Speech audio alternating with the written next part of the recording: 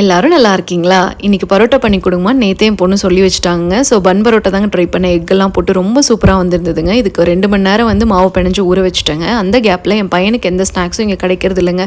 அவரும் ஏதாவது கேட்டுகிட்டே இருக்காரு. அதனால் வந்துட்டு இட்லி அரிசி கொஞ்சம் ஆட்டி அதில் வந்து பொட்டுக்கடலை மாவு, சூடான எண்ணெய் எல்லாம் ஊற்றிங்க ஒரு ஓட்டு பக்கோடா ஸ்டைலில் போட்டு கொடுத்தாங்க. சாஃப்டாக ரொம்ப சூப்பராக இருந்ததுங்க. ஸோ இந்த ரெசிபி பார்த்திங்கன்னா முறுக்கு ரெசிபி நம்ம சேனலில் ஆல்ரெடி இருக்கும். நீங்கள் வேணால் போய் செக் பண்ணி பார்க்கலாங்க. மாவு நல்லா ஊறிடுச்சுங்க பரோட்டாக்கு. ஸோ இதை நல்லா வந்துட்டு தேய்ச்சி எடுத்துக்கிட்டுங்க. அதே பன் பரோட்டா ஸ்டைலில் ஃபோல்ட் பண்ணி கொஞ்சம் ஜாஸ்தி எண்ணெய் ஊற்றி நம்ம வந்து இது பொரிக்கிற மாதிரி பண்ணணுங்க. அப்போ தான் வந்து நல்லா சாஃப்டாக உள்ளெல்லாம் வேகுங்க.